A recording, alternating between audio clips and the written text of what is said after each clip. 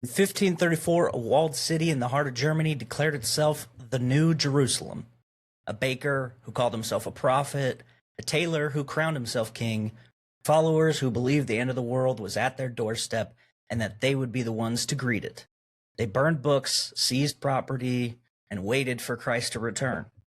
Outside the walls, an army gathered. Inside, the faithful starved. This is the story of what happens when peaceful religious movements produces its most violent chapter, and how the aftermath would shape communities you might pass on a country road today. We're talking about the fallout from, once again, Martin Luther and his Reformation, right? And we are also talking about the siege of a town in Germany, Munster.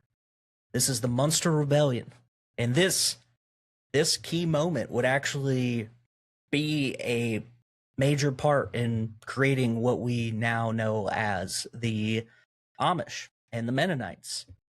It started from a violent takeover of a city in the 16th century, and it ended with some of the most peaceful people with the best furniture I've never seen.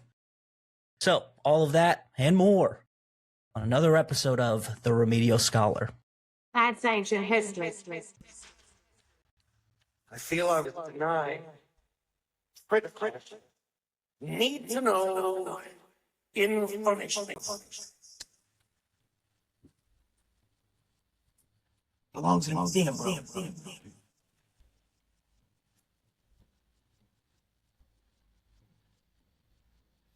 Stop skipping your remedial class. Welcome, one and all. I am the Remedial Scholar, Levi. That's right. It's been me the whole time. I'm joined by Kevin of History Goon fame. I've shouted him out a couple times on the show, so finally got you here. Welcome. Yeah, man, it's been a long time coming. I mean, yeah, this was like, I was supposed to do this on my old show. That's true. The darkest of windows. Yes, and that was that was over a year ago. Well, almost 2 years ago. Almost 2 years ago at this time. Yeah. Jeez. Yeah. Well, I'm super good at planning stuff, so Yeah, same here. I blame it on the ADHD. But hey, we got you now. That's the important thing. For sure. Anybody that doesn't know about your show, you want to kind of give them a little rundown, quick plug? Sure. My show is called History Goon. I do a little bit of everything. If you want, I do a lot of World War II stuff. I'm branching out more into other venues as well, trying to get a little bit older to kind of brush up on the more medieval history, because that's also cool. Yeah. I'm a big weapon nerd, so if I get into an episode where I'm like, oh, they had this kind of a gun, and I'm like, hold on, I have to figure out everything about this. I did an episode about weird tanks a couple episodes ago. Yeah. That man, the ADHD, it took hold. Just hyperfixated on I'm recording, and I'm like, wait, what's this though? Yeah. What's this one? Let's talk about that too, even though I don't have anything written for. That is such a unique thing to while you're in the midst of recording, or while you're locked in on writing up something, and you just hit a random curiosity bit, and you're like, wait a minute, what? Hold on, no, I gotta figure more out about this. And it only gets more interesting, I think, the further back you go, because there's a lot of gray area, because not all of it's written down, Yep. where World War II, everybody wrote everything down and recorded it and took pictures and documented all the stuff.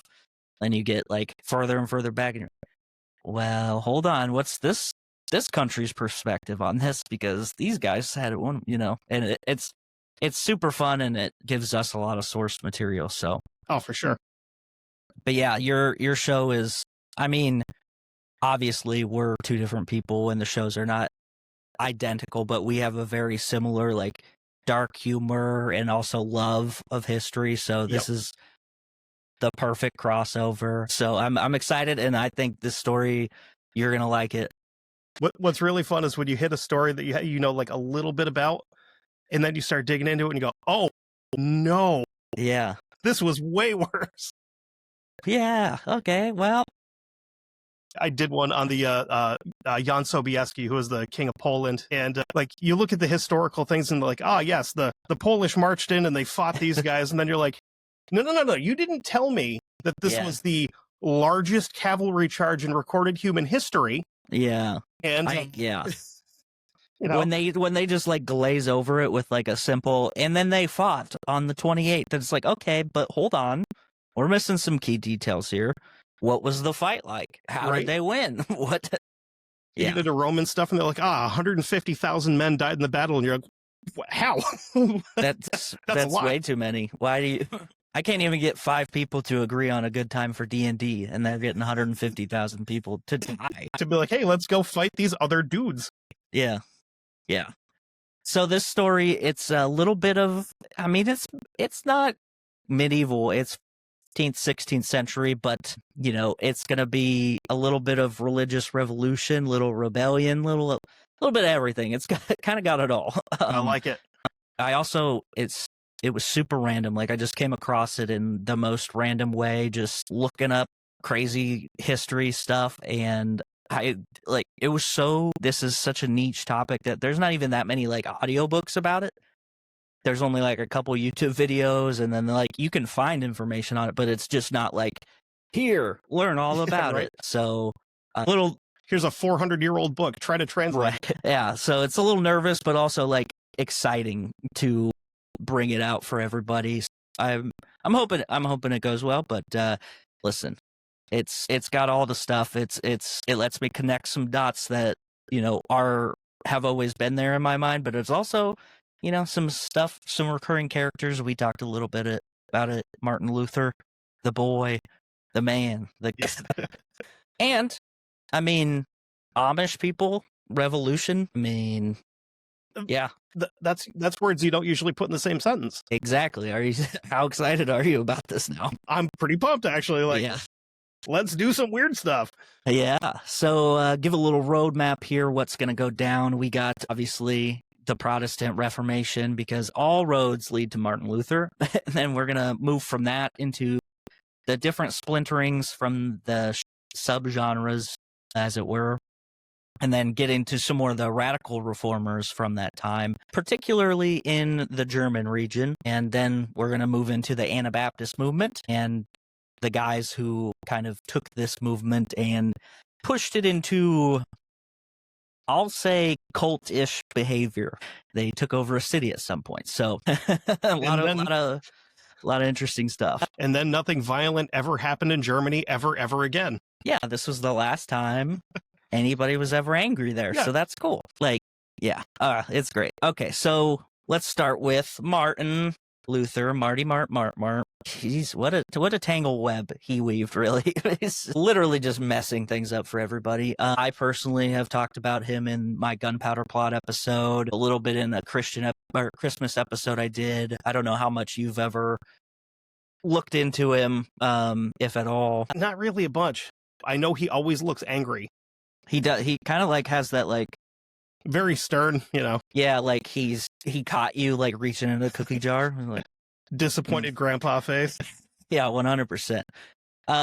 Perfect, because I have a little bit of a background on him. Was just a really influencing figure of history. He hangs a couple signs, gets some things going, and then the next couple 100 years are just really archaic for most of Europe because of it. I think he would have loved TikTok, personally. I think he loves getting trends going. So this is, I mean, Out there doing dances and stuff. that's right. He's like, check out these theses. What's up?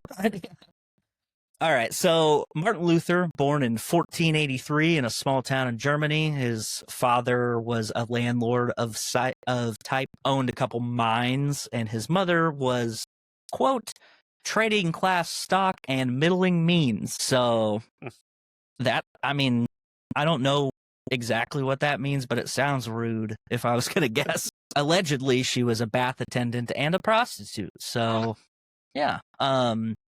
Pretty cool. I mean, hey, you know, working moms, it's tough. It's a tough job out there. So It is the oldest profession. So that's right. So the first description of her comes from a religious scholar who is named Martin Marty, and I'm not making that up. That's this guy's name. And also, how hilarious for somebody to have that name and contribute to the accounts of Martin Luther's mother. right. Good old Martin Marty. If anybody's going to know about any kind of bath attendance, it's going to be a guy named Martin Marty. I know that for a fact. If you flip the two and called him Marty Martin, he sounds like a NASCAR driver. Yeah, well, Mark Martin. Yeah. Exactly. Yeah. So anyway, Martin Luther's father wanted him to become a lawyer. He was not super pumped about that. He was dreading class every single day. He described his lessons as hell and purgatory. So, having fun. Just basically any college classes. Am I right, fellas? Good times. Yeah. After graduating college, he followed his father's wishes to study law, but he did quit basically instantly. He didn't care about laws that man used to control other men. He was more concerned with the laws that govern our minds, man. Yeah, fair enough.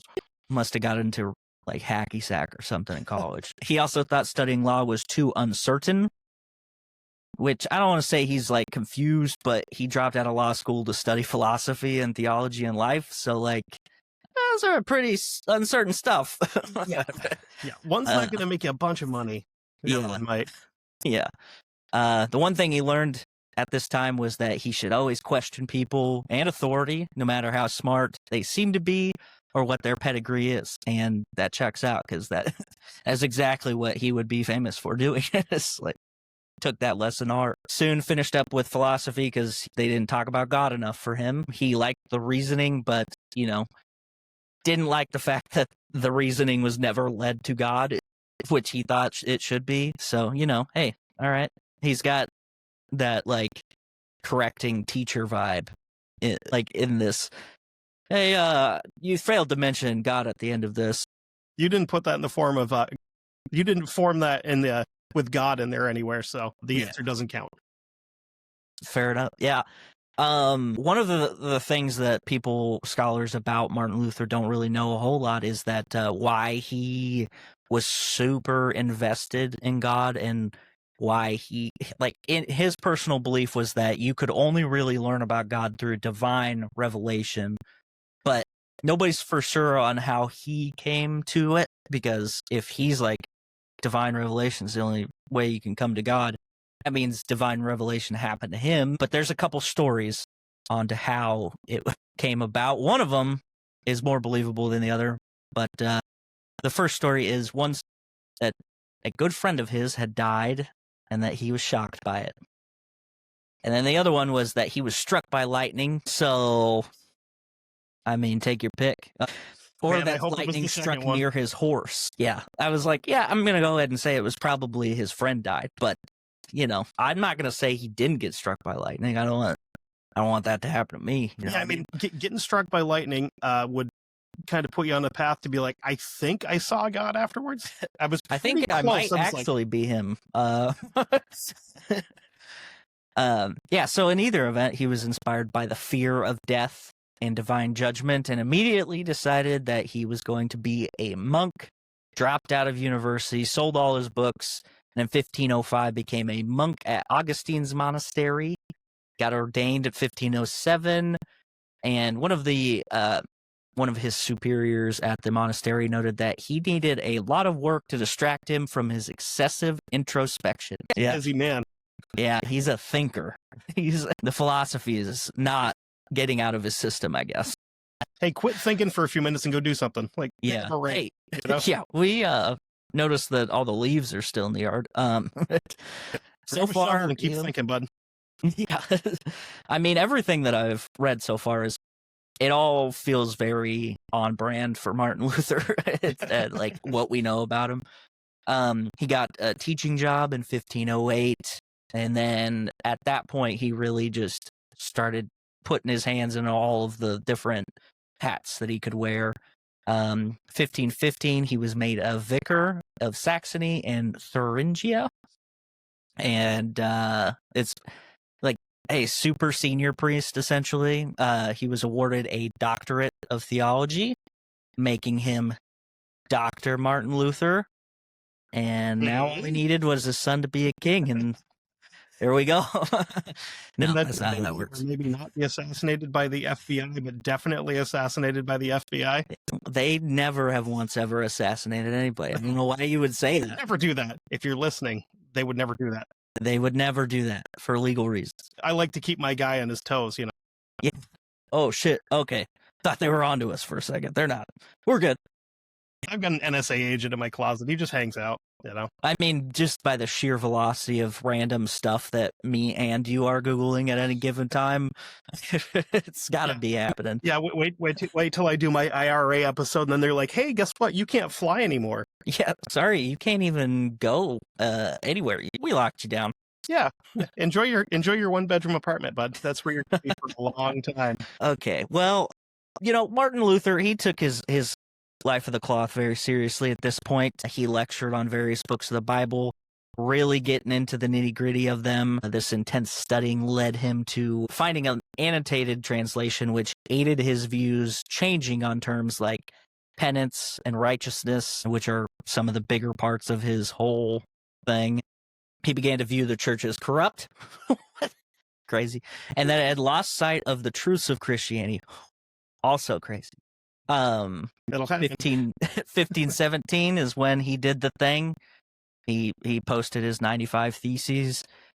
And this, it criticized the practice of selling indulgences by the Catholic Church, which is essentially bypassing punishment of sin or lessening them, which is a big deal for, purists. This practice, selling these punishments, was something that Luther did not think the church really had the authority to do, and felt that people should be more concerned with their salvation in general rather than buying their way out of purgatory, which makes sense. Absolutely. He stood by his statements, engaging in debates on the topic with other members of the clergy and theologians. Too many vowels in that word. This made his stance more clear to people, but not everyone was pumped about it. I'll give you one guess to one of the people that was not pumped about it. I bet he lives in Italy and has a big funny hat. He does have a big funny hat. Do you know this guy? No, would he have been in Italy, or would this be around the time that one of them was kidnapped and moved to France? I don't remember. That's a good question. I think this is Italy. Okay. Pope Leo X, which is crazy because we got a new Pope Leo, don't we? Right. Yeah, we do. Nice. Yeah. He's back for vengeance. And my biggest thing with him is like, dude, you're a Cubs fan? Like, what are you doing? Yeah. That's embarrassing. Well, that's why he's got such impressive faith. He's like, this is the only way I can get salvation because I can't put my faith into the Bears or the Cubs. Yeah. It could be worse. It could be the White Sox, but hey. Yeah. Hey. So Pope Leo excommunicated him in 1521 after he refused to recant his position. And you got to think that he probably didn't care at that point. Like, he had already ruffled enough feathers that he kind of expected that to happen. Like, okay. I'm going to do my own thing now. Exactly. So the initial response to his writings were mixed outside of the church.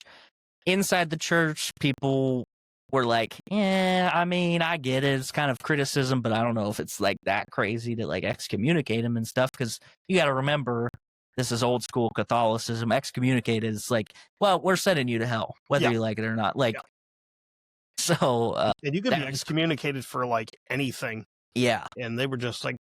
And it was like a big deal for everybody. Like, oh shit. Like you hear about somebody getting excommunicated and you're like, well.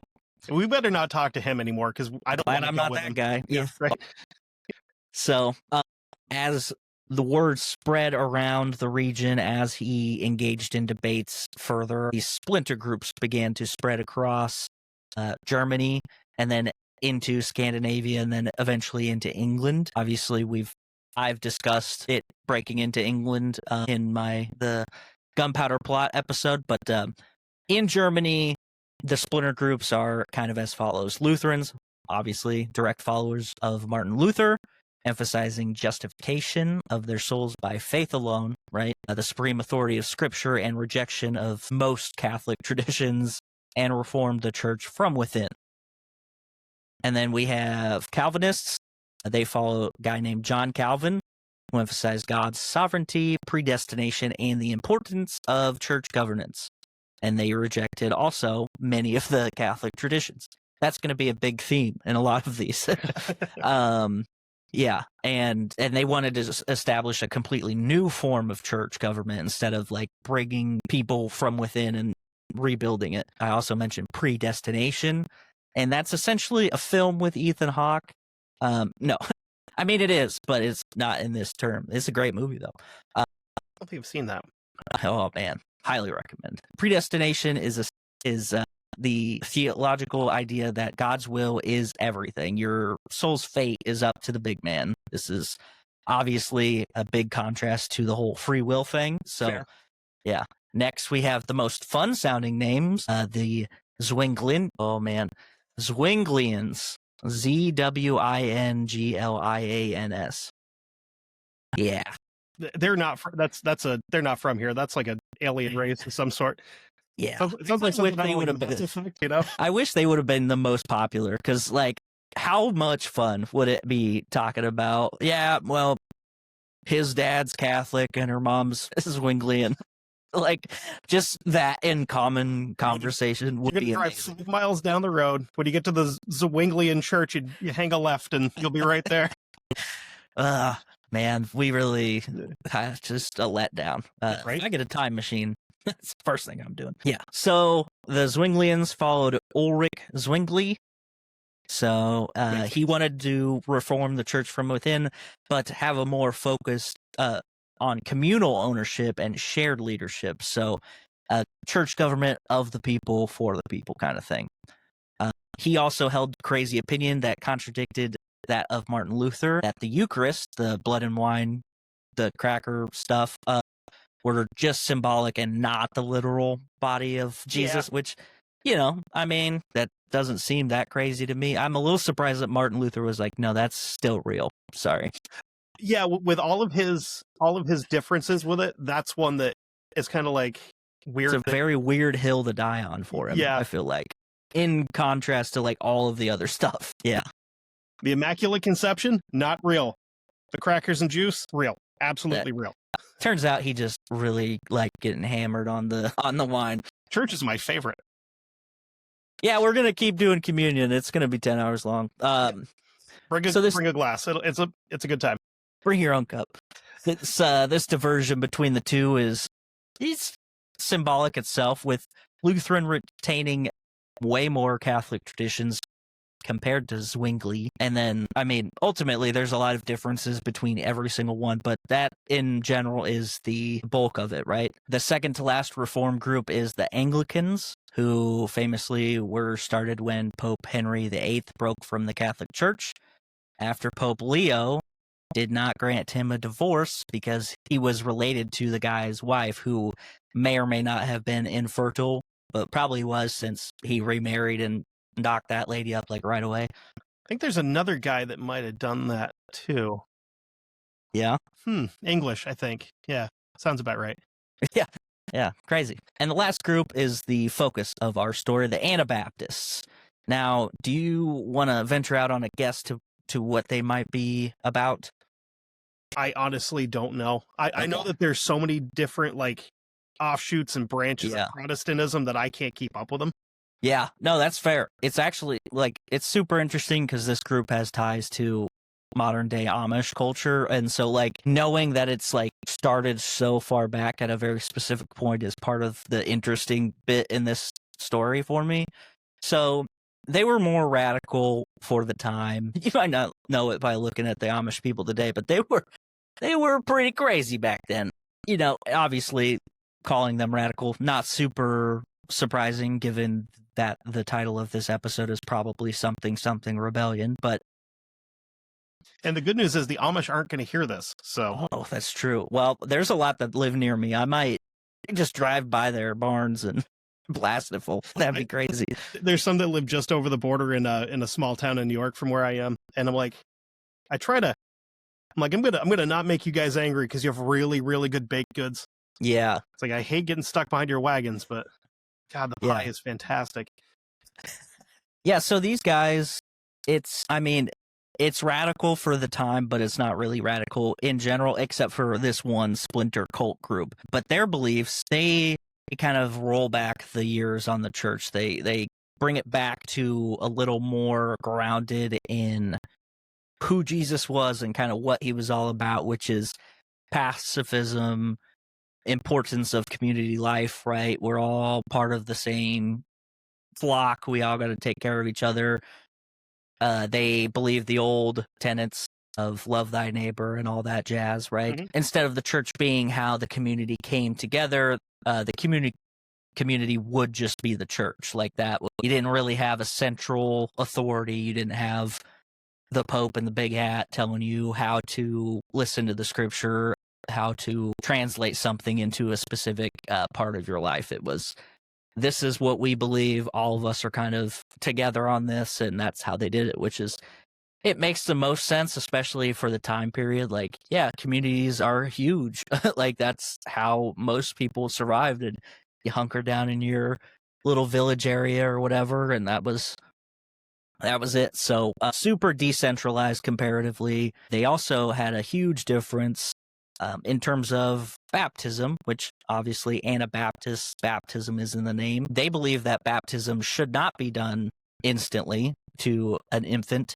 They find that the practice of baptism is something only fit for an adult who can, understand the levity of the action.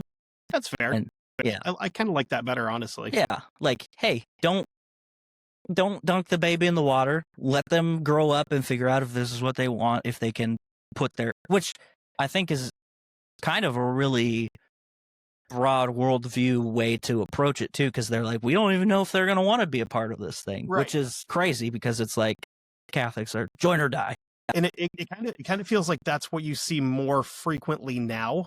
Yeah, Is people like in their, like late teens, 20s, 30s, where they're like, yeah, I think I'm going to start trying. I'm going to try this. yeah, And because you've had time to like develop your own opinion and yeah, like in your brain and everything. Yeah. Yeah, Yep. yeah, absolutely. not being forced into it. Yeah. So Catholics believe that the practice was, God's grace being imparted on the child, and Anabaptists believe that the baptism was a symbol of their repentance and their faith rather than a sacrament. And, they believe that the individual should understand and consent to this and be an adult and fully understand it to do so. Catholics never really big on the whole consent or adult things. Yeah. Yep. Yeah. And as someone who was thrown out of Catholic church as a very small child, because I was, I think the last time my mom brought me to church, I was like 2 or 3. And You a being a 3-year-old disruptive kid, child. I had a car, I had a little Matchbox car, and they're like, you need to either go to the kids thing or go home. And my mom's like, I guess we're going home. Yeah, this is all I need to know about this organization. Yep. It's like she grew up Catholic too, and I was like, and that was like the one thing that my grandmother was like before she died. She's like, have the boys baptized, and she's like, they're in their teens now, so if they're gonna do their own thing, and if they want to, they'll find their way back to it.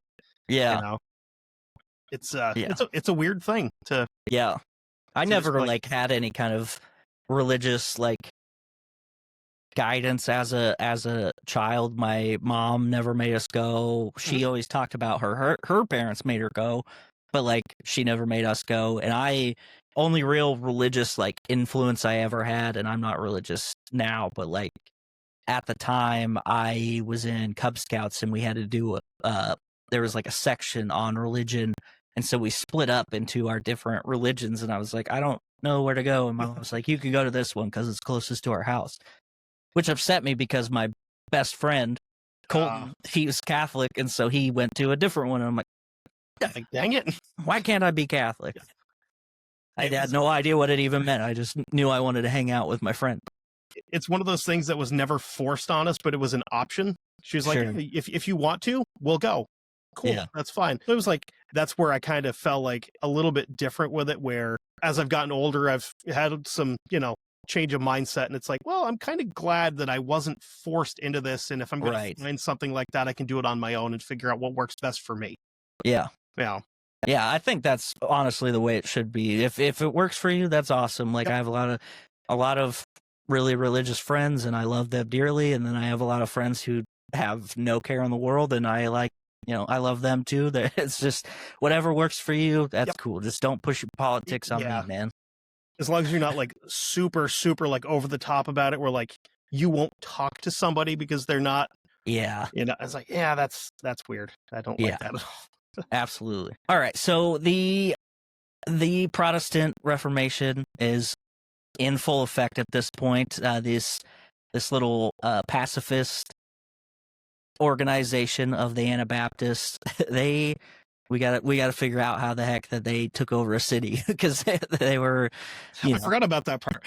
Yeah, they seem like, when I laid all them out, they seem like the most chill out of all of them too. That's the best part about this. Yeah, it's like these guys are just like hanging out. They're like, they got their cows and stuff. They're doing their own thing, and all of a sudden, beards and I should also note that the Anabaptist movement, as all of the other ones, didn't happen as soon as he, nailed the things on the door.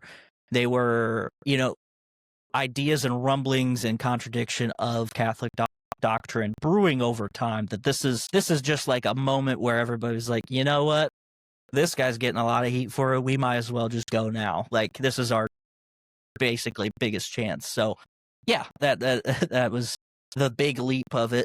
Revolutions don't happen in a vacuum, right? No. They it's a little bit of a slow start sometimes, but eventually they got to it. So there's some groups that go all the way back to the 1490s, which is almost 30 years before he actually did the thing. So that's pretty crazy to think about, but it makes sense also.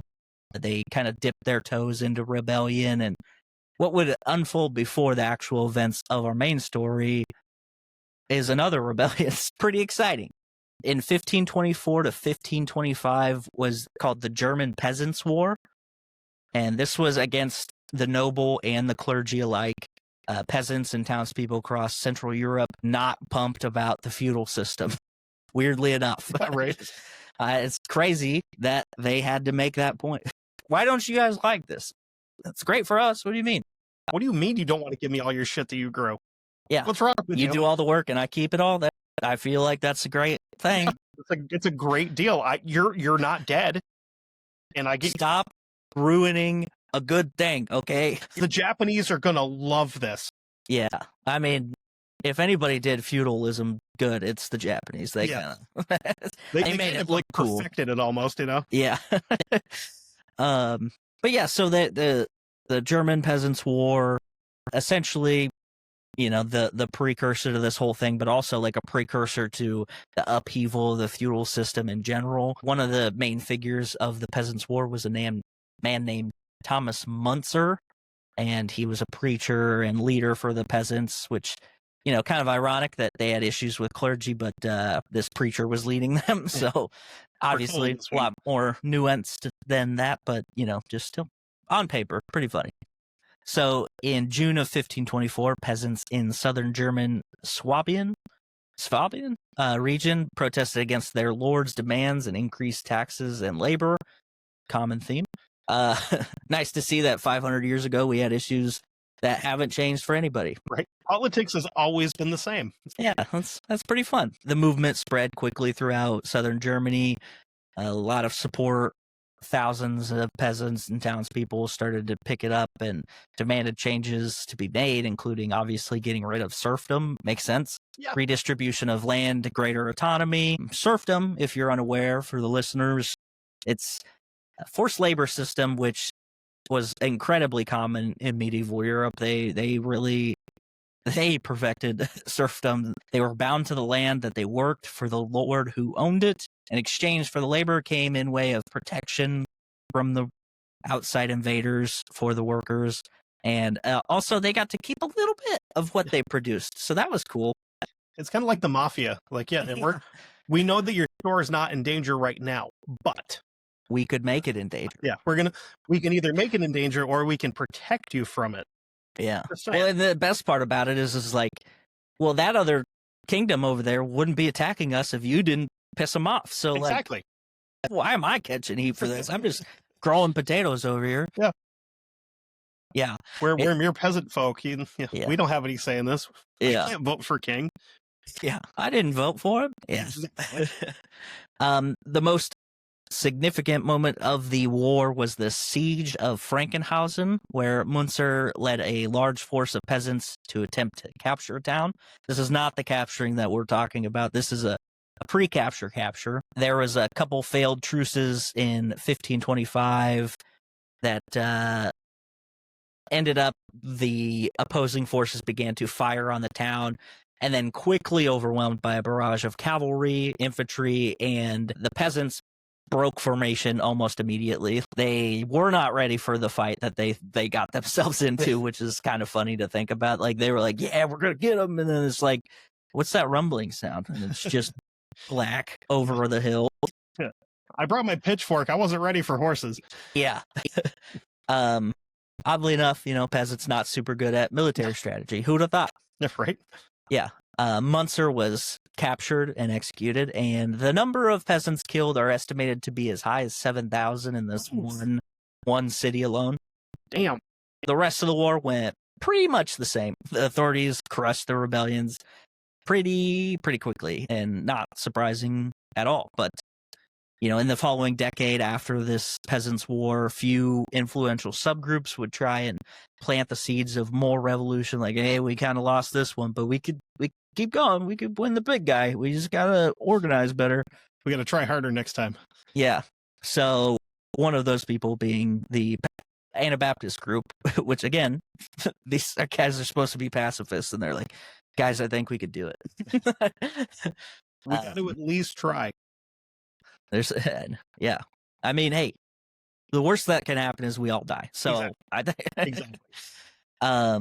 And this group actually began to bring in some different people who were like minded and wanted to, contribute to the cause. One man named Jan Mathis. Jan was born in 1499, kind of a young buck at this point. He's only 20-something, in Leiden, Netherlands. Not a super lot about him, but likely a merchant or a baker, one of the two, or both. Maybe he sold the baking. I don't know. He learned about the Anabaptist movement most likely through the teachings of a guy named Melchior Hoffman. And yeah, it's like Melchior. Yeah. It's medieval Germany. I mean, they're just doing whatever they want. It's that dragon dog's cousin from Neverending Story. Exactly. Yeah, that's exactly what's going on. But he drinks a bunch of Mountain Dew, though, so. Yeah. So this guy, Jan, had some theological education himself. Maybe he was like altar boy or something like that. Anyway, Hoffman influenced Jan to join the Anabaptists, this adult baptism, pacifism movement, community life, all the things. And Jan's like, let's go, dude. And then a different guy named Jan Leiden, he also moved to Munster. So you got the two Jans. And Jan squared. Yeah, that's right. Now, they moved to the town Munster, which is in Westphalia. And it's not it wasn't a super big city at the time, but it was growing. Like, it was a good trade point. It had around 9,000 residents, which is pretty good for back then. Not really crazy today, but right. It was on the up and up. It was growing. It was like in a nice sweet spot where a lot of trade routes kind of worked through it. So the town itself had a partial self-government, which is kind of interesting. They had like a city council that had various guild members, merchants, artisans that kind of made all the decisions instead of it being like one guy. So pretty cool, but they did get a little crazy when it turns to in terms of like response to the Protestant Reformation, and the Anabaptists moved to town and then just started like baptizing everybody. Ah, okay. So they quickly baptized 1/3 of the population. Yeah. It was more of a soft takeover than coming in with torches and pitchforks. Yeah. So they did the slow play. But while they're doing this, like while this Anabaptist movement is growing under everybody's noses, the non-Anabaptists are starting to notice some stuff. They're getting harassed at some point. They, like the nobles and wealthy Catholics, they're like, you know what? I think it's time to go visit in the hills, Martha. Let's go. We're just gonna take a quick vacation. We'll be back, I promise. Yeah.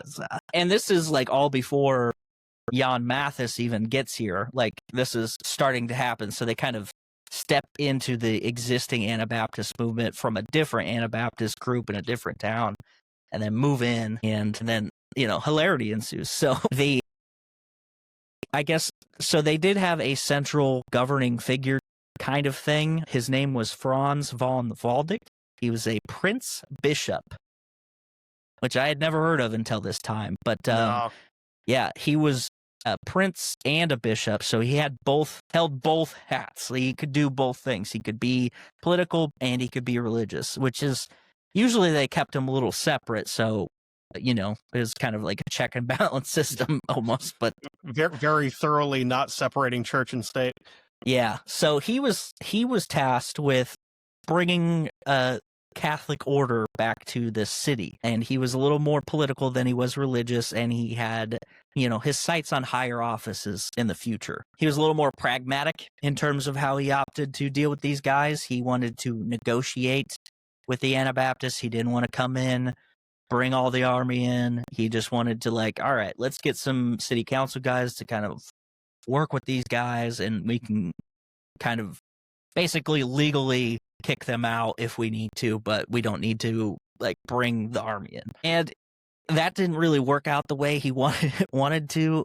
He did try a loose blockade, which was essentially setting up a series of not highwaymen situations, but hey, we're not letting you go this way. And but it wasn't straight up, don't ever come this way. It was hey, just probably should come back at another time, and just strain them a little bit, not a full on blockade, but yeah. So that's his tactic as this is going. Meanwhile, Jan Mathis, he starts to get himself a little more involved in the church. He's starting to convert people. He's out in the communities preaching. That Hoffman guy who basically converted him, he was imprisoned for his rebelliousness, and his presence missing from the Anabaptist movement. Well, we got a leader that we need, and so Jan Mathis, he's, you know what, I think I can do it. I'm new to this, but I think I can handle it. And so he started sliding in, trying to be a leader. Power vacuum. Yeah. So this was kind of a big change in direction, because Hoffman was very traditional Anabaptist, very pacifist, very nonviolent. Jan Mathis, not so much. He was we got to resist the oppression. This is something that a lot of the other Anabaptists were kind of thinking, but they're well, I don't know, our leader's kind of steadfast in this. And so everybody started going, you know what, this might be the move. And this city is now primed for some rebellion. Maybe let's try violence just this once. Yeah, see if let's it works just out. see. And if it doesn't work, then, what have we lost? As a leader, Matthias, I don't know, it's one of the two. I'm going to call him Mathis, since that's what I've been saying this whole time. That works. He's very charismatic. He had strong convictions, and he wielded them in a way that would inspire people. Even if their original beliefs contradicted what he was saying, he was that kind of leader, just really got people going. So he had that, and then also he had this other thing that he did, which was he started to tell people that he was a prophet. That's bad. Which maybe he was, I don't know, but that's what he was telling them, which is usually a really good sign. Yeah. I mean, that's exactly what you want in a leader. Is I'm actually one of the guys, the big ones. Yeah. So even crazier is more people began to convert after that, and it was easier for Matthias and co to kind of sway opinion the more people they got, right? Via elections, they kind of had an electoral system. They had the city council people.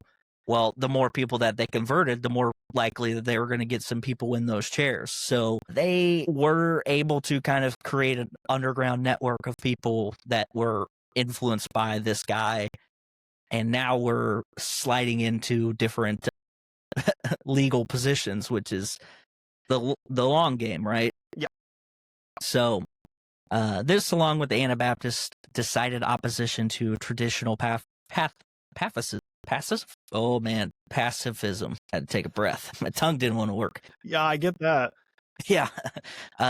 pacifism by way of expanding their arsenal made things shaky on the negotiation front for old Prince Bishop Waldeck, right? Which he had still been trying to handle. He started to compromise and stalled while waiting for guidance from Charles V, who was busy fighting France and the Ottomans. So I guess he's kind of busy. Whatever. Doesn't write, he doesn't call. Yeah, it's those damn Ottomans.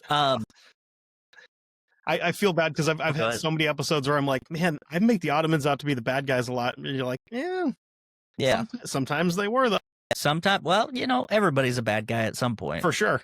To somebody else. Yep.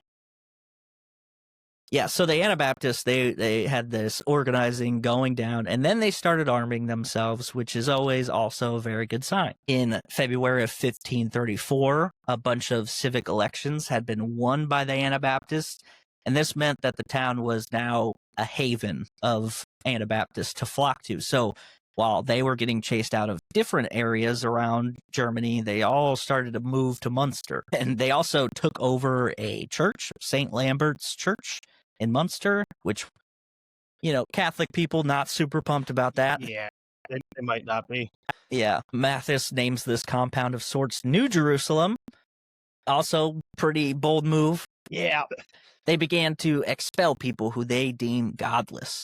So now we're cooking. They also says that, hey, Christ, he's coming back. He's not going to that other Jerusalem, though. He's coming to this one because this is New Jerusalem. This is the new one. He's going to like this one more than where he actually lived at one point. So, and we're in Munster, so we have the good cheese. So that's why he's coming here. Well, and the thing about Jesus is not a lot of people talk about this, but he loves seasons. He'd rather be in the middle of Germany where he can watch the leaves turn, Yep. Get some snow. He loves the snowball fight. I mean, fantastic. It's the one time where everybody can walk on water. You know what I mean? So, that's fantastic. So Mathis's buddy, Jan van Leyden, Jan van Leyden, he's a former tailor and actor, and he becomes Mathis's deputy. They began to claim all of the property within the walls of the city, began to burn all of the books that were not the Bible, and their goals were on the rest of the world once they solidified this city, which is, it's good to have ambitions, I guess. They were ready. Somewhere. Yeah, they were ready because here's the thing. The prophet Mathis told everybody that Satan would be coming to their doorsteps, and they just had to withstand his barrage just a little bit until Jesus comes back to this Jerusalem, the New Jerusalem, obviously.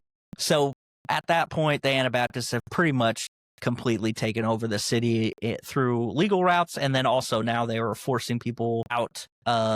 They ran off the Prince Bishop, which is not good if you want to make higher offices. You have a feeling that that's not going to get, when it comes for the mid-year review, I don't think that's going to look good on his resume. You know what I mean? It says here, a bunch of pacifists kick you out of your town. What's that about? We're going to have to really consider this. Yeah, we're thinking Johnson's probably the better fit. We're going to present you with a formal written write-up that you need to sign, and then we're going to sign it and put it in your file. Yeah. Just in case this happens again. Yeah. So after that, Waldeck, he's decided negotiations have failed. It's time to get a little serious about this. This is no longer just a light thing. He had assembled troops and began to blockade the city.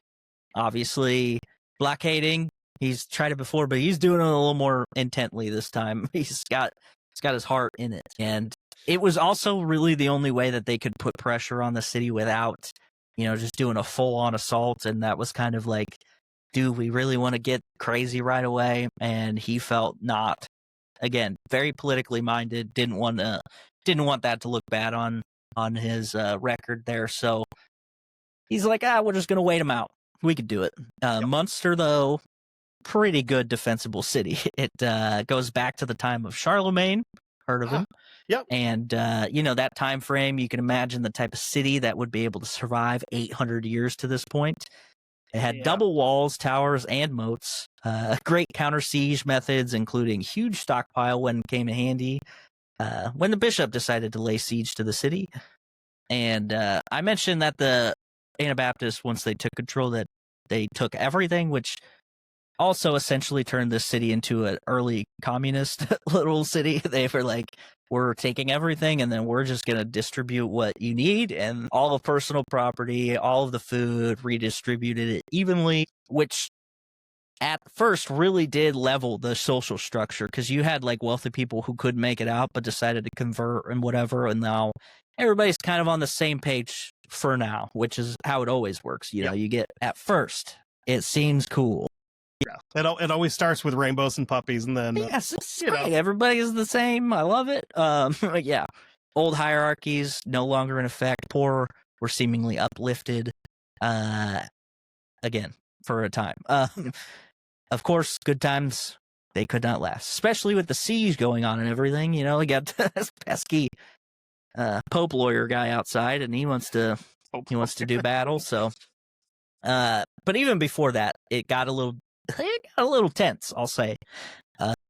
There was a strict disciplinary system put within the city that the Anabaptists were really testing the pacifist part. There was a strict disciplinary. I already said that. They started to take anybody or anything that was deemed ungodly and then punish them by death, which is, I mean, okay. We're just going to skip a lot of due process here. Too much, Yeah. But, it's for Mathis, it's going great. He's definitely not feeding into his ego or prophetic self-diagnosis at all. No, he definitely was. He was telling anyone who was listening that God was going to use him as a vessel to deliver justice. Pretty normal, pretty typical stuff. The one thing I will say about modern cultists who preach this kind of thing is, like, the guy themselves don't usually take the action. They usually, convince people to take action for them. Right? People's temple, like, that's kind of an offlier where they literally force people to drink the juice. But, like, outside of that, it's mostly like, hey, you guys go and do this thing for me. And then, whatever happens. The other one that they really like to get real hands-on with was the Solar Temple, if you've ever looked into them. Oh, yeah. Those dudes are wild. Yeah. Yeah. So that is where our boy Mathis is a little bit different. I want to get the job done. I'm going to do the thing. And he also really just believed what he was selling. And this is kind of like a thing that happens with many cult leaders, is they start to believe their own BS, right? They like, you know what? I think I might be. Look at all these people I convinced to follow me. I might just be the prophet. Yeah. Getting high on their own supply, as it were. Right. Yeah.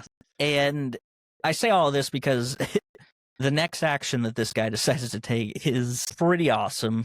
So they're surrounded the city. It's under siege, right? They got the Prince Bishop outside going, hey, man, you're not getting any more food. You should come out.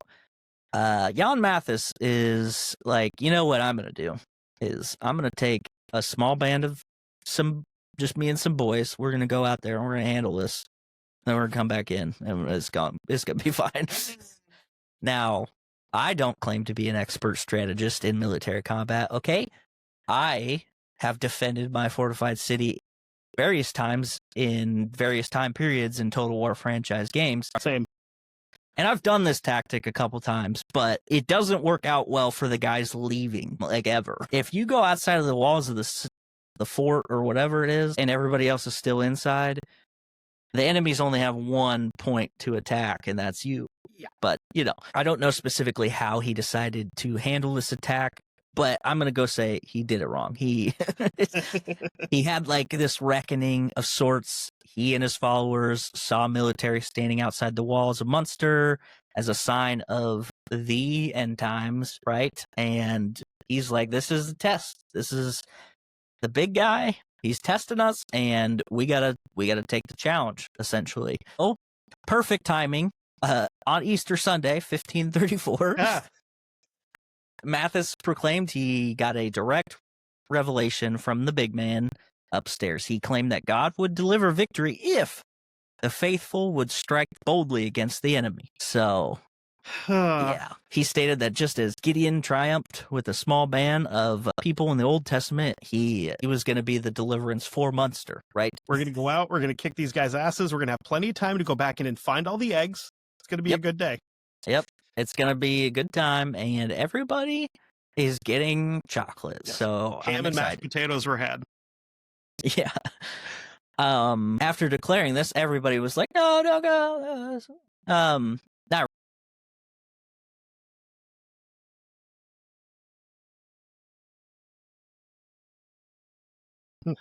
Does God speak directly to you? No? Then I don't want to hear it. and even his deputy, Jan van Leyden, was even like, "Hey, man, I gotta tell you, buddy, from one Jan to another seems like a bad move." And Mathis was having none of it. He took his small group of troops, and there wasn't an exact count, but it wasn't enough. And they left, charged directly at the much larger army. And in a move that surprised absolutely nobody, they were quickly overwhelmed. Yeah. Yep. Yeah. So you wanna guess as to what happened to this fella after this? Oh, The man. prophet, the good prophet? I'm going to say he probably got an express trip to meet Jesus himself. Well, yeah, 100%. Yeah.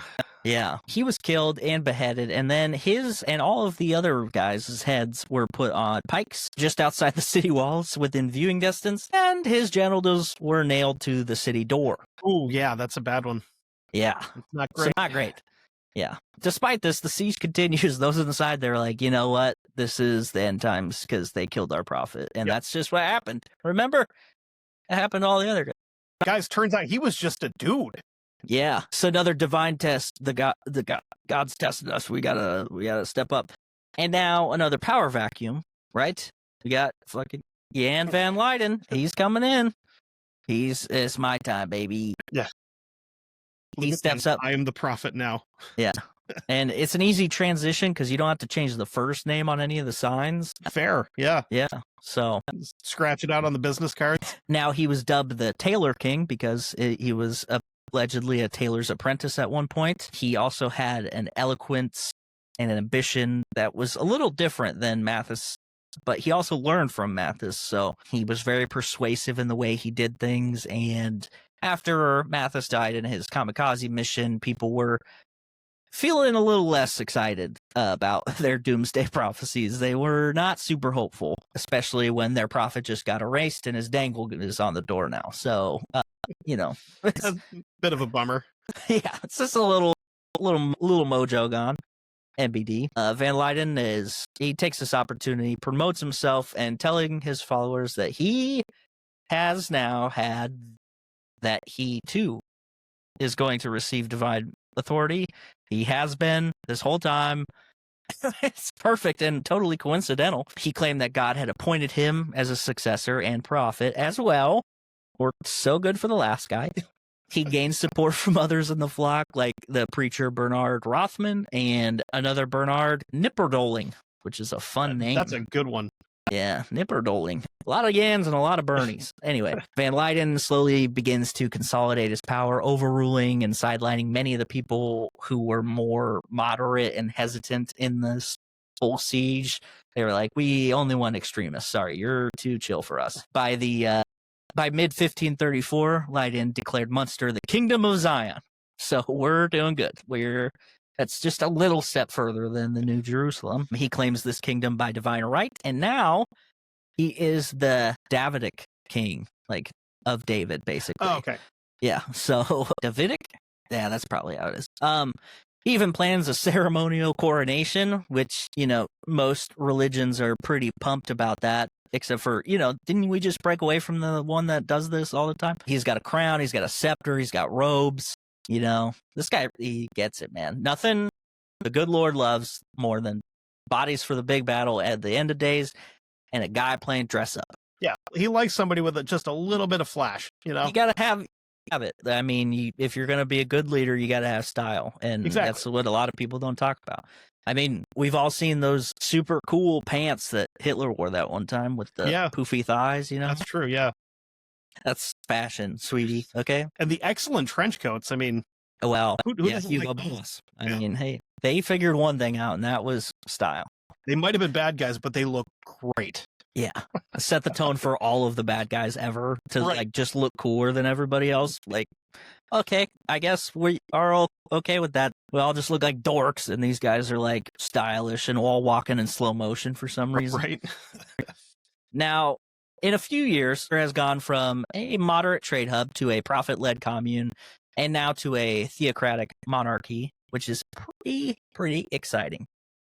Under Van Leiden's rule, authority was central to him, obviously, be it civil, religious, or military. Punishments for dissent became more ferocious, and executions happened, just to keep the order. We got to keep the peace. Nothing keeps the peace better than just killing people. Money no longer used or circulated, right? Gotta keep going with the commune. A step further along that lifestyle, goods were redistributed even further because, we have so much storage because this is like a big encampment that is like designed to withstand a long siege. So they have a lot of stuff. And this is a good move to kind of get people to chill out because in Manor Lords, I've done this a couple times where people are getting hungry. We got to empty the stores. We got to stop buying food. Here you go. You just can have it because they're mad. But yeah, you got to remember these people are under siege. They're a little tight on fun and resources, so it's a balance you gotta really rock with. Communal living was not just for the food or firewood either, because when you know it, Yan is about to take it a step further. He is gonna have a community of wives, ladies and gentlemen. Yep, that's right. Now we're talking. Now we're getting there. Yep, divine right necessary for succession. Every cult seems to do this in one way or another. It's eventually it always ends up in polygamy, and I don't know how they do it, but it's hilarious. The more things change, the more they stay the same. That's right. In polygamy, it's introduced and justified by the Old Testament, right? And similar to how, like, the extremist LDS guys do it, the fundamentalist guys, and Van Leiden, he's, crazy enough, first in line for multiple wives, including the widow of his predecessor, obviously, like you do. And if you're a woman and you're like, yeah, but like it was just polygamy, it's not like arranged marriages, so that's cool. I got bad news. Women who resisted polygamy faced coercion and in some cases execution. Yeah You don't want to marry me and my 16 wives? Well, guess what, you're dead. How about that? Now nobody's marrying you. You're a woman in the 1600s. You're not people yet. Yeah. So polygamy, social policy, which enabled many of the widows from the people who were widows from the expulsion executions to now have husbands. Granted, they were sharing that husband with like 12 other women, but you know what? Good enough. But city, not just a romp fest, right? We had stuff going on. The apocalypse is ever closer. It's just over the hill. I can see it. It's coming. It's New Jerusalem, Zion, whatever you want to call it for whatever week it is. There's constant sermons dedicated to Christ's imminent return, festivals organized by Leiden trying to keep morale up, which must have been pretty tough. How are you going to make people scared about fleeing and telling them that the world as they know it is about to be over, but also expect them to like relax and hang out? Just enjoy the music, man. It's fun. We got a craft fair. Just ignore those guys through the gate staring at you. The Grateful Dead is going to play in any minute, I swear. How'd they get in here? They've always been here, man. And obviously, it's just a haze. And all of these tensions exacerbated by the tightening of rations as the siege continued. People tried to do fun things like hunt mice and vermin around town to eat, and then the pets were next. And then, as you do, you start to boil leather, which is never a good sign. I don't remember which podcast I've talked about it before. I'm pretty sure it was the Donner Pass one where they're like eating clothes at some point. You start eating your shoes, you're in bad shape. Yeah, so good. It's a good time. Everybody's super chill and nobody's mad. Famine ravaging the city alongside various diseases. Probably syphilis, if I was going to guess one. Yeah. Meanwhile, His Holiness, Van Leiden, hosting theatrical plays, huge feasts for himself in court. Also a good sign. Yeah. He had spies running around who would rat on anyone who shared dissenting views. You know what? This guy actually figured communism out pretty quickly. Yep. He's kind of got it nailed. like 300 years before anybody else did. There's going to be this dude east of here that's going to really, he's going to do good at this, but not as good as me. More and more public executions, obviously, to keep order. They varied. Could be sword, could be burned at the stake. It's whatever he's feeling. Variety is the spice of life, after all.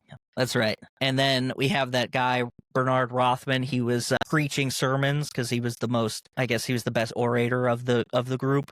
And he would share about how suffering was proof that God was testing them before the final victory. Isn't it always the case, right?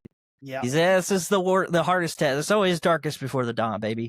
Also important to note that they weren't just like doing all this while the siege was going on and then hoping the attackers would like get bored and leave. There were like active negotiations happening the entire time. Like they were sending people out to talk to the Prince Bishop, but obviously not going well. He was also super not pumped that Van Leyden had a coronation. He said, he did what now? He's got how many what? Okay, cool. So that news inspired Waldeck to raise the farms outside of Munster, which really just set the tone of like, okay, we're not playing anymore. Yeah, so no trade routes were allowed to come in. Yeah, no, nothing. It's this, and then they started to let off some bombardments. They got some cannon fire going. Ooh. So, we're cooking. You might guess that this is not good news for the people inside. I don't know personally, but I imagine it's probably hard to get a good night's rest when cannons are shooting at you all the time. Yeah, I would think. And it's not like they weren't living in Tahiti at the time either. Like, it was already pretty tense. They're not having fun. And the last thing you really need is cannon fires. There was also, at this point, some reports of cannibalism, obviously. Yeah. So the moral fabric of this city, this Zion, this New Jerusalem, began to crack. The executions becoming more and more frequent. And now people were trying to flee the city, for which, obviously, they were going to get killed for. Yeah. One where, because they might just kill you when you come out too. Yeah. Not knowing what you're up to. Yeah. Spring of 1535, the population was at its most frail, and there was a rebellion within the rebellion beginning, which is good. It's like rebellionception. Inside a Taco Bell, inside a KFC that's within your dream. You know what I mean? It's the rebellion Crunchwrap Supreme. That's right.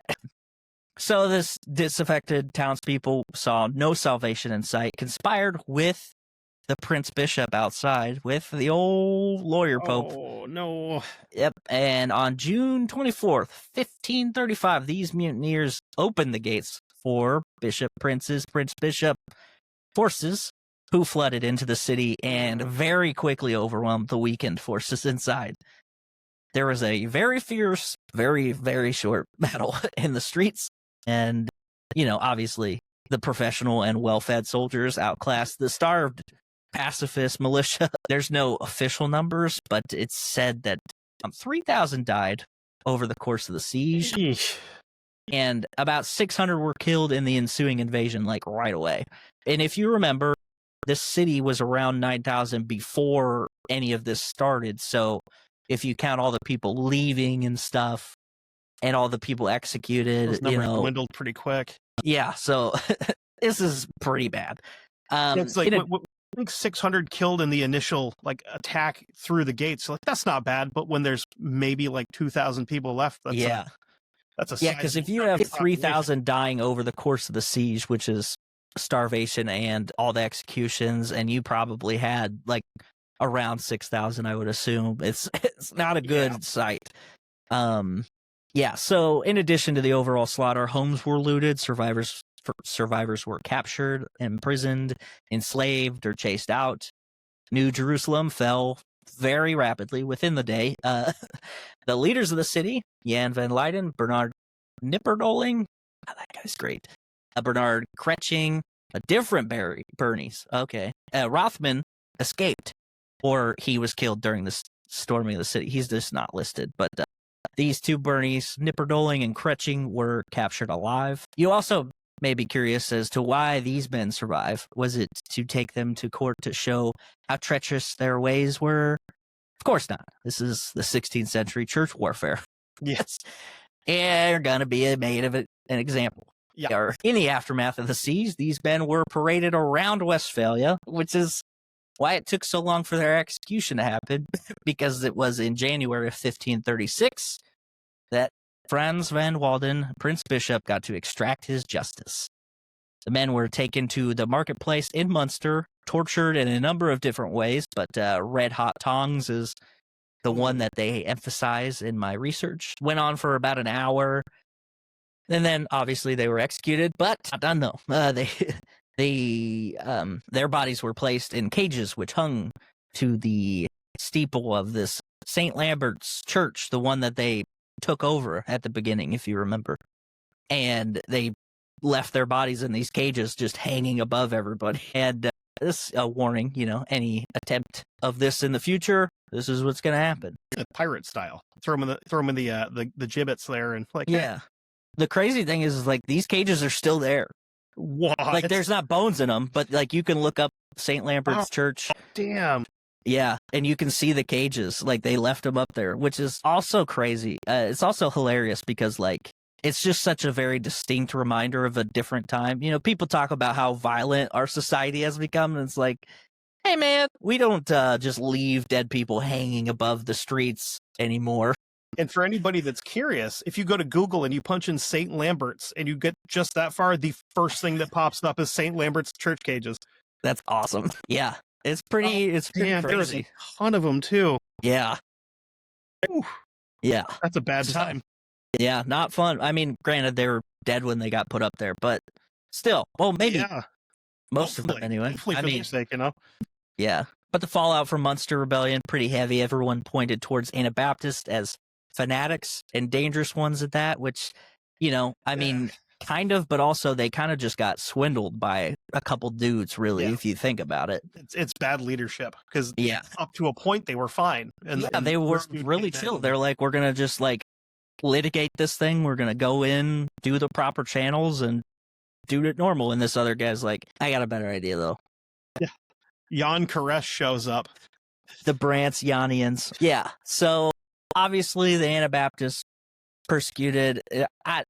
Not really super fair, but it also makes sense. But it's weird to think about in general, especially like how this plays out. So after Munster, the surviving Anabaptist leaders made an effort to make sure that violent revolution was never going to be a future goal. A man named Menno Simons, a Dutch former Catholic priest, Dutch farmer.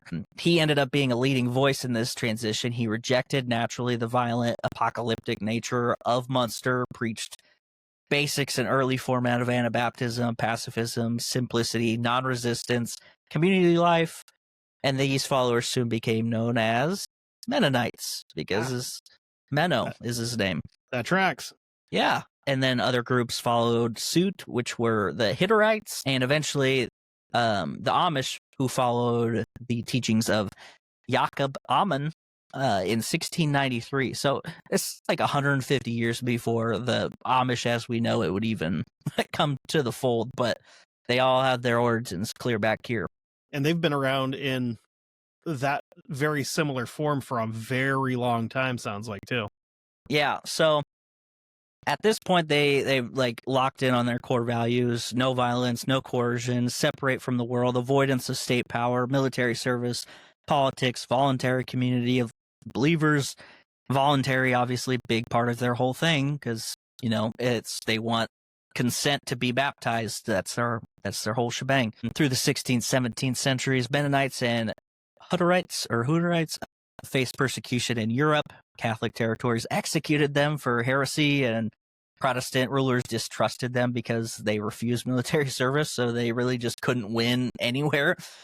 This led to many fleeing to more tolerant regions like nearby Prussia, hilarious, Poland, Netherlands, and even Russia, also hilarious. But weirdly enough, Catherine the Great actually offered them land and exemptions from typical requirements of citizenship, so that is kind of cool. By the 18th and 19th century, they began to make their way over to North America, taking hold in places like Ohio and Pennsylvania, and then eventually the Midwest and Canada. The allure of religious freedom of the New World, the new colonies, gave them a chance to farm in peace, and they really just did what they said they were going to do. They got the heck out of everybody's way and were like, we're just farming, leave us alone.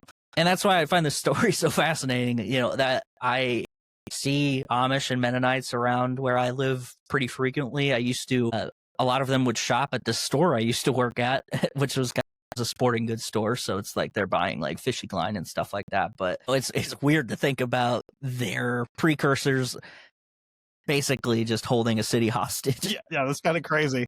Yeah. Because they're so chill usually, and you're just like... Very quiet, like very... Yep. You know, but they are separate away from everything else because that's why they were like, you know what, we kind of messed up that one time. So now Munster didn't only inspire future Anabaptists to be pacifists and isolated. It also obviously gave credence to some communistic and Marxist ideas. Marx would eventually write his stuff in the 1800s. So I mean, I'm obviously not condoning any of it, but by the 19th century, historians began to reinterpret Munster as a proto-communist revolution. They were like, oh, that is kind of all of the stuff. The thinking here being how Munster practiced the communal living, abolishment of money and all that stuff, overthrew the hierarchy. Friedrich Engels, who collaborated with Karl Marx, wrote a study called The Peasant War in Germany and described Munster's Anabaptists as early class warriors who were driven by economic oppression, which is kind of true, but also not really. Like, it's like 50. They were, but also they tried to do it a normal way and it didn't work. And then another guy was like, I got a better idea, which is kind of always how it happens. But it's like, this is the closest communism got to actually working for a little bit. And then it happened exactly how it always does. Exactly. Yeah. Yeah, so he saw them as a precursor to the modern proletariat revolutionaries, though they were doomed by religious mysticism, in his opinion. Later, socialist and communist thinkers would cite Munster as an example of the inevitable violence of the oppressed classes rising up and the danger of letting revolution be guided by messianic fanaticism. That's accurate also. Beyond that, of utopian societal thinkers, Munster became a warning story for those who still practice the Anabaptist faith.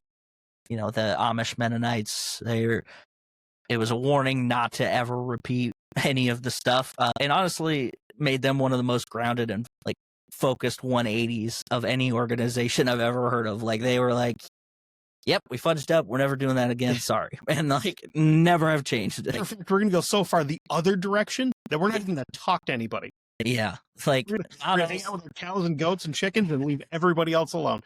We will have one guy who's really good at bowling, but other than that, for the Catholics and Protestants, Munster was a reminder, you know, as unchecked heresy can spiral very quickly.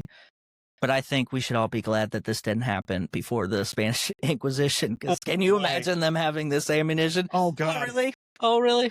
This is what happened that one time. Never again. They would have just destroyed everyone there. Like, no questions asked. It would have been like, oh, no, you're from, oh, no.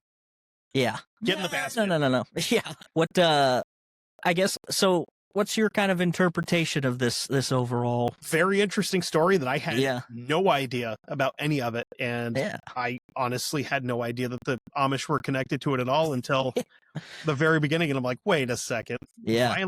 Violent Amish. I know that, like, that Amish Mafia show or whatever it was. I'm like, I know that's mostly fake. Yeah. But like, the Amish have had like a couple serial killers here and there. But it's like, on the whole, I think the percentage is vastly smaller than normal people. But yeah, I just found it so interesting because like these two guys basically took advantage of this religious upheaval and then kind of saw that in the way that like most of these guys operate, they just have a good view of this one opportunity to be like, I think I can use this to my advantage. And, you know, Jan van Leyden really took it to another level. Mathis, he might have actually just believed he was saving people, which is also hilarious, but he did sacrifice himself. So I guess you can be like, yeah, he was kind of the more level-headed one. Which is kind of wild. Kind of made himself almost a martyr in a way. But at the same time, he was still kind of off. Yeah. He definitely wasn't all there. That's for sure. Van Leyden, interesting too, because like some sources talk about how he was a tailor's apprentice, but he was also an actor and loved plays. So like the attention and charisma that he probably he had charisma and sought attention. Like I have to imagine he wanted more to life than the tailor life could give and saw his opportunity at this moment. His golden words pulled him to the center of Mathis's attention and then sacrificed himself.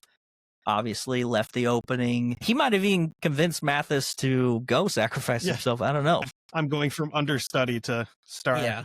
This is going to be good. Yeah. And, immediately after he took power, it's just a downfall. It started doing the king thing, and it eventually always happens that way. It's, like I said, over and over. It's very reminiscent of a lot of cults, especially doomsday cults. Like, they very much practice the same formula, and it's very crazy to see so far back in the past. And again, also, Martin Luther, this domino player, man, he just likes to take that butterfly's wings and flap them. It's a good thing that he didn't have Twitter or X or whatever it's called now, because I'm pretty sure that would have been over the character count to try to post all that in one shot, Just entire feed, just and another thing. Elon's popping up in between them what the hell are you talking about? Yeah. Let me explain myself. Hold on.